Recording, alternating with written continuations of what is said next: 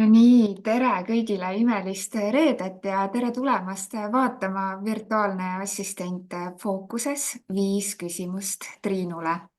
Ja see selline väike laivide sari, tegelikult võiks öelda, et see on vist päris suureks juba kasvanud, sest päris palju oleme neid laive juba teinud. See lühikeste laivide sari on loodud selleks, et tutvustada teile neid ägedaid virtuaalseid assistente, kes kuskil ekraanide taga kaugtööna tegutsevad ja oma kliente aitavad ja saada nendega lähemalt tuttavaks, et kui ägedad ja erinevad inimesed tegelikult nad on.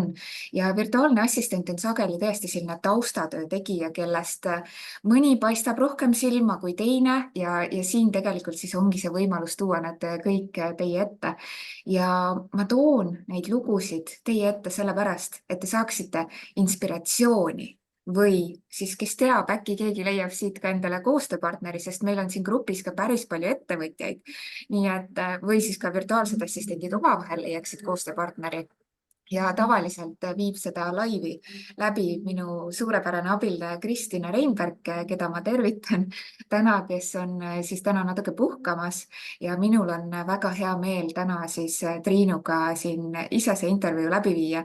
Ja ma lühidalt tutvustan, kes mind ei tea, meil on alati siin ka uusi grupiliikmeid, siis mina olen Liina Ostumaa, ma nimetan ennast virtuaalassistentide eestikeelsete koolituste maaletoojaks Eestis ja ma olen selle grupi looja, ma olen virtuaalsete assistentide fänn täiesti.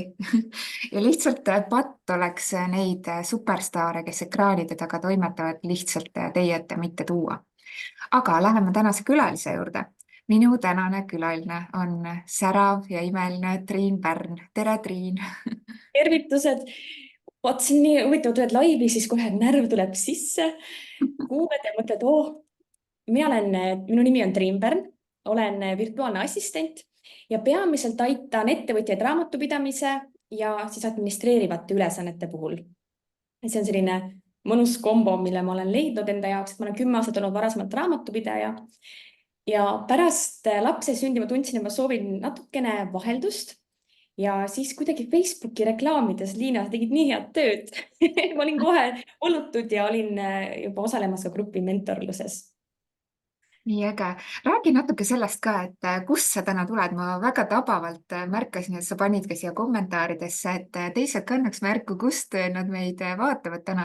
Ja siin on väga erinevatest Eesti punktidest ja isegi välisriikidest meil kuulajaid, et kust sina tuled hetkel? Ja hetkel ma kasutan ära seda asukohavaba võimalust teha tööd ükskõik kust. Ja hetkel ma olen Vietnamis perega. Et oleme siin olnud tükk aega ja järgmine nädal juba pakime kohvrid ja lendame tagasi Eestisse. Et natukene selline kurbuse tunnen, sest et juba on nagu koduks muutunud siin see naabruskond ja kõik on selline mõnus tuttav. Aga assistent on selline hästi kohanemisvõimeline, et see on jällegi hästi hea õppimiskoht, mida ma ise tunnen ka enda puhul, et oled võõrastes riikides, siis see paneb kuidagi mugavustsoonist väljapoole. Nii hea, et sa selle kohanemisvõime tegelikult välja tood, sest me tihtipeale unistame sellest asukohavabast tööst, aga tegelikult asukohavaba tööga on need oma väljakutsed. Ma ei tea, kas sul on ka olnud neid väljakutseid, ma ei tea, kas internetti pole kuskil või kuskil riigis käib see hoopis teistmoodi, et sul oleks piisavalt hea ühendus, et on sul olnud? Ma olen, kuna ma olen väikelapse ema, siis ma olen võtnud eesmärgiks mitte teha kiirreageerimist nõudvad ülesandeid. Ehk siis mina ei assisteeri laivides kohalolemisega, mina ei tee neid Zoomi ruume lahti, et mina toimetangi taustal, et hetkel ma olen 4 tundi ajast ees ja siis, kui Eestis on alles inimesed lähevad magama, siis mina juba nokitsen ja teen taustal siis neid ülesandeid, mis mulle on antud, et ma tunnen, et see on hästi mõnus ja saangi olla paindlik vastavalt enda graafikule ise teha seda. See on selline mõnus boonus. Nii väga. Aga räägi natuke lähemalt ka, sa juba natukene läksid sinna sisse ka, et kuidas sa selle virtuaalassistendi ametini jõudsid, aga kus sul see mõte siis täpsemalt ikkagi tuli? Sa tahtsid lapse kõrvalt midagi teha, märkasid reklaame, aga mis mõtted seal taga veel olid? Tegelikult ma olen 7 aastat juba virtuaalselt assisteerinud. Endalegi ootamatult see selgus. Me teeme perega nimelt Pärnu-Uue pererestot Rannapungerjal See on selline pisike küla Peipsi ääres ja siis seal on ikka vaja ju, et sa võid teha üliägedat asja, aga kui keegi sinust ei tea, siis see on tegelikult tuulde visatud aeg. Ja siis minu peale jäigi selline sotsiaalmeedia haldamine, ürituste ülespanemine näiteks Puhka Eestisse, kultuurikavasse. Ja ma mõtlesin, et tegelikult see on töö, need on ka asjad, mida ma saaksin pakkuda teistele. Sest see tuleb mu nime lihtsalt välja, miks me hakkame leiutama jalgratast, kui on oskused, mida on nii imelihtne kasutada enda jaoks. Et see tuligi täiesti ootamatult, et olen 7 aastat olnud ja siis aasta tagasi, kui ma ütlesingi, et laps sündis, meil oli vaja kodulehte Pärnumaa pererestole ja siis täpselt jälle need Facebooki reklaamid, proua ekspert ehk siis Marika Juusu seda reklaami nägin, et kodulehe tegemise väljakutse ja muidugi ma olin nii suure entusiasmiga, et läksin kohe ja tegin nädalaga nii super head juhendid, samm-sammulised juhendid, et teha kõik ära. Ma olen täiesti võhiks sellel alal ja ma panin nädalaga lehe püsti ja tõesti uhke tunne oli kohe, väga uhke tunne oli ja ma nägin seal toimetamas assistenti, fantastiline assistent Jaanika Mõru. Ja kui ma teda nägin, ma tundsin ära, et ma tahan ka ja kirjutasingi talle kohe, et teeme kõne, ma tahaksin lähemalt teada saada ja endalegi ootamatult oli nõus minuga tegema kõne tund aega. Ja ma olin nii liigutatud sellest, et ta oli nõus andma infot, mis maailmas on. Ja siis ma tundsingi, et see on minu tee, minu teema. Ja siis tulid sina enda grupi mentorlusega, kus ma võtsin osa ja sealt see tegelikult pall hakkaski veerema väga-väga kiiresti. Ja tõesti, sinu jaoks veeres see pall, ma mäletan väga kiiresti ja tegelikult sellel on ka väga lihtne põhjus. Pange tähele, Triin lihtsalt tegutses ja rakendas kõiki nõuandeid, mis seal on, ilma pikemalt mõtlemata, ennast takistamata. Ja tegelikult see ongi minu meelest paljudel virtuaalsetel assistentidel, kes väga edukalt tegutsevad, kiiresti edu saavutavad. Minu meelest see on üks edu saladusi, et lihtsalt rakenda seda nõu, mis sulle antakse ja see päriselt toimib. Ma olen ka sellise arvamusel, et kui sa lähed kuhugile koolitusele ja keegi on seal, kus sa tahad ise jõuda, ehk siis antud juhul sina, Liina, siis miks ma peaksin kahtlema sinu kompetentsis ja mitte seda tegema, mida sa ütled. Ehk siis oli õudne teha endast videosid ja et saata kliendile, potentsiaalsele kliendile, et hei, ma tuleksin sulle appi, aga ma tegin selle ära ja pärast oli nii hea tunne, sest sa olid meil kogu aeg kõrval ja see nii turvaline, hoitud tunne oli. See ei olnud selline raske. Ja mis ma tegelikult veel ütleksin ka, on hästi oluline, miks ma arvan, et mul läks kuidagi sujuvalt see tee oli see, et mul tegelikult oli põhitöökoht ja on ka siiamaani, mis on raamatupidamine. Ja siis mul tulid sealt vaikselt niimoodi kliendid tulid, et mul ei olnud täiesti tühjalt lehelt. Ma arvan, et see oli selline, mis ei tekitanud sellist stressiolukorda, et mul on vaja sissetulekut, vaid ma sain rahulikult oma tempos minna ja valida kliente, kellega ma soovin teha koostööd, kes kõnetavad mind. Ja praegu sul on klientide maht täis või on ruumi ka? Mul on nii, et ma natukene suurendasin enda töötundide arvu. Ehk siis, kui kellelgi on mingid huvitavaid pakkumisi, mõtteid, koostööalaseid, siis võib mulle kirjutada julgelt. Väga äge. Aga ma näen, et sa räägid nagunii juba siin, silmad säravad, sul kogu aeg silmad säravad. Ma arvan, et sa teedki ainult oma lemmikülesannetega tegeled, aga võib-olla siiski on midagi, mis paistab eriti sinu ülesannete seast silma, et mida sa tunned, et sa teed erilise kirega virtuaalassistendi töös või võib-olla see ongi tegelikult raamatupidamise osa seal, et räägi natuke sellest ka, mis sulle erilist sihukest sära pakub silmades. No vot, ma ei saagi sulle nüüd üheselt konkreetselt vastata, mis mulle meeldib, et ma vaatan neid ülesandeid kui kogumis, minu panust kui kogumis, et see on selline pisike pusle osa, mis määrab ära terviku, et näiteks kui ma lähen kliendiga, klient pöördub minu poole, potentsiaalne klient, ülesannetega, millega võiks abi vajada, siis järgmiseks ma võtan tema sotsiaalmeediakontod lahti, veebilehed lahti, ma teen selle kliendi teekonna läbi täiesti väljast oleva isikuna. Sest tihti on nii, et kui sa teed ise midagi, sa tunned, et kõik on nii loogiline lehel, kõik leiad info ülesse, aga tegelikult ei ole nii. Ja siis ma lähen sinna proovi või sinna kõnesse, tutvumiskõnesse juba ettevalmistatult. Ma pakun välja, et mingid lingid siin ei tööta. See võiks olla natuke mugavam, et klient ise saaks sellest kohtumisest juba kasulikku, isegi kui meil ei teki koostööd. Sest vahel ongi nii, et mina ütlen, et ma ei saa teha kiirreageerimistööd ja see on okei, et me ei saa teha, aga tema juba sai midagi siit edasi minna, mõelda, kui ma toon midagi välja. Et see on selline, mis mulle meeldib teha, pöörata tähelepanu sellele, kui ma lähen tutvumiskõnesse. ja mulle nii meeldib see sinu suhtumine, et sul on võimalus kõike seda teha, mitte et ma pean nüüd kõiki neid ülesandeid tegema, et raha teenida. et see kumas siit nagu hästi palju läbi.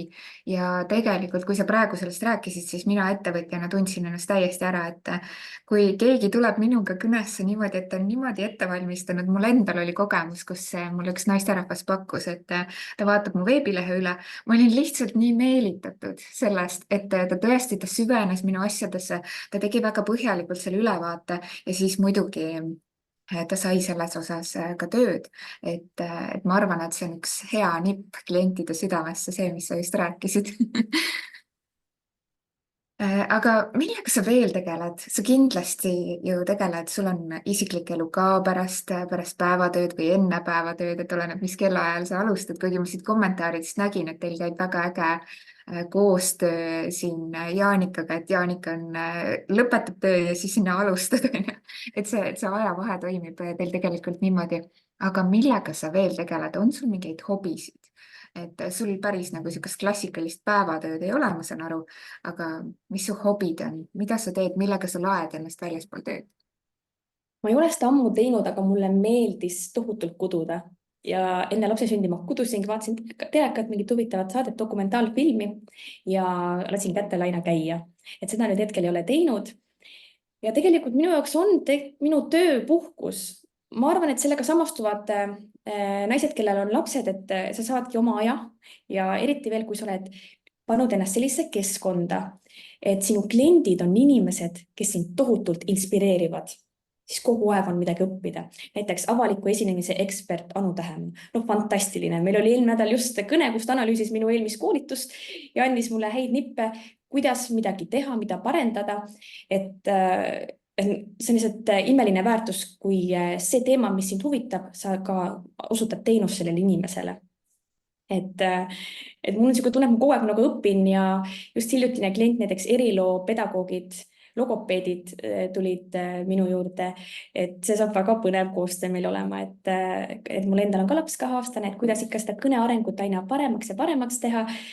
Et mul on selline tunne, et ma töötan ja õpin samal ajal ja ka samas puhkan ja see oleks nagu ka hobi, nii et ma tunnengi, et see on selline nagu unistuste elu, mida ma elan ja vahepeal mõtlen, et issand, kas tõesti on niimoodi, et mu päevas ei ole ühtegi sellist kurba hetke, sest kõik on lihtsalt nii tore.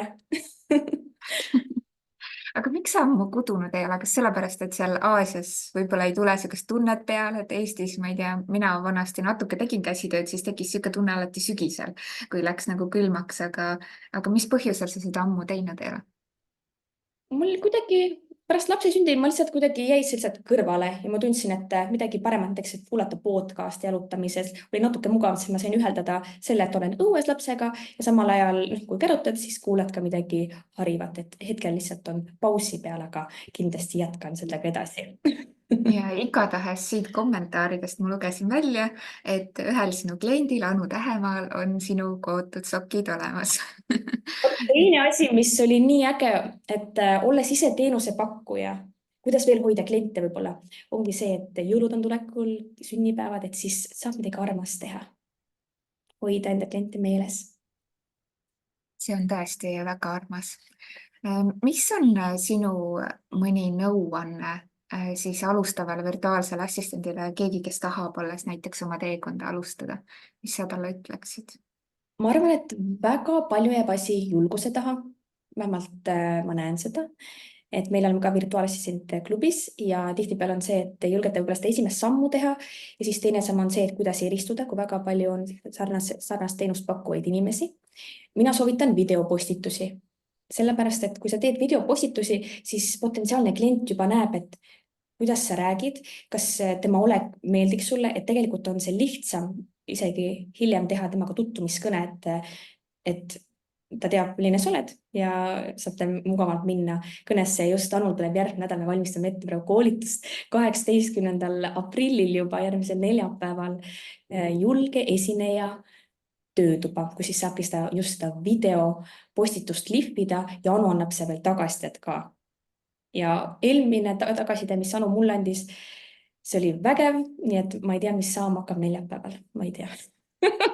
ma olen täiesti nõus sinuga, Anu on mind ka väga palju sellel teekonnal aidanud ja mul on hea meel, et ta tuleb meil teisipäeval, tuleb ka virtuaalassistentide VIP-klubisse, nii et kui meil on VIP-klubi liikmeid siin kuulamas, siis palun olge sellel kohal. ja ma olen Triinuga väga nõus, et videotes esinemine tegelikult aitab sul silma paista. Esiteks seda ei tee väga paljud, kui sa tahad juba eristuda teistest virtuaalsetest assistentidest ja kuidagi silma paista, siis see on üks asi, mida mina ka omalt poolt väga soovitan, et see ebakindlus või see hirm lihtsalt ületada ja uskuge mind, ajaga läheb kergemaks. kui mina tegin oma esimest laivi 2021 aasta, 2023 aasta jaanuaris siinsamas grupis, siis ma mäletan, et noh, see oli ikka väga kehva ja ma väga kartsin, aga ajaga sa saadki palju paremaks. aga mis see nõuanne sul mõnele ettevõtjale on? sa oled mitmete ettevõtjatega nüüd koostööd teinud. ma arvasin, et ma ei saa enda raamatupidamisoskust kasutada assisteerimisel, aga ma soovitan ettevõtjatel mitte karta sama teenusepakkujat. Ja miks? Väga lihtne põhjus. Minu poole pöördus Kaidelis Luht, kes on raamatupidaja ja ta soovis endale assistenti haldama sotsiaalmeediat. Ehk siis raamatupidamisalased postitused, reelsid.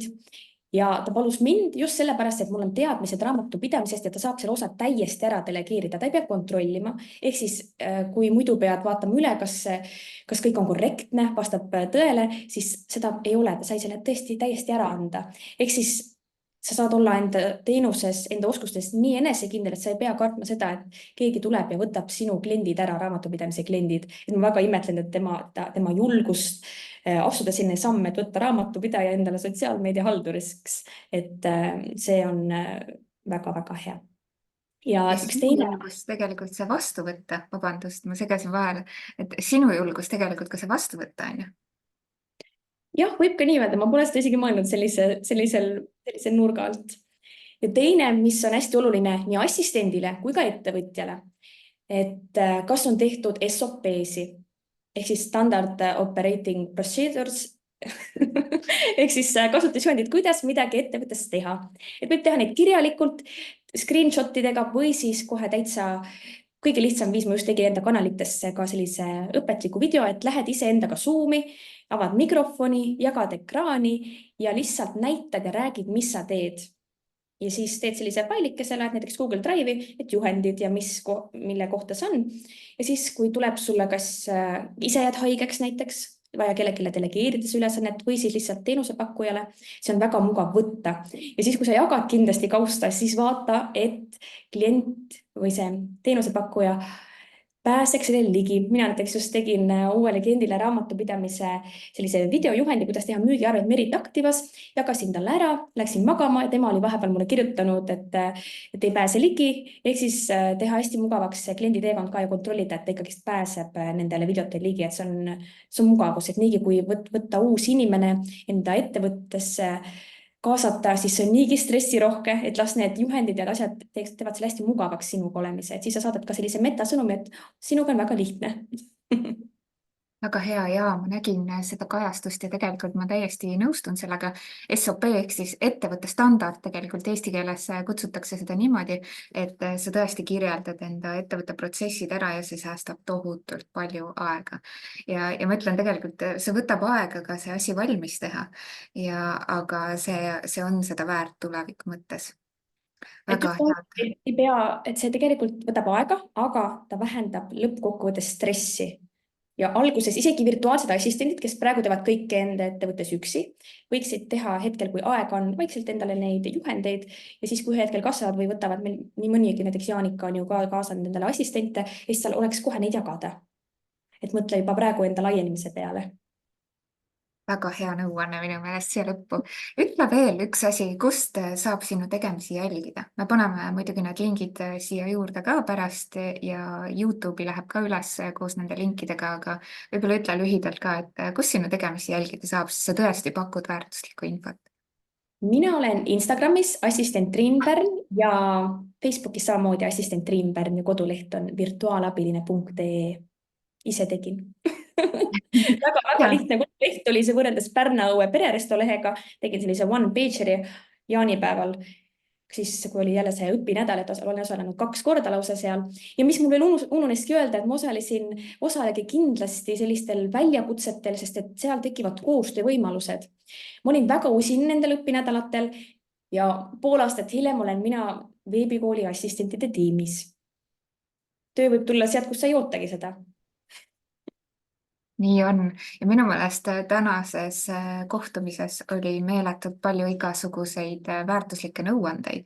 nii et ma väga soovitan, et kes meid praegu siin juba kuulas, siis kuulake korra veel läbi ja kuulake selle pilguga, et mida mina nüüd saan ka rakendada enda tegemistesse, et tegutseda vähemalt sama edukalt kui Triin Pärn.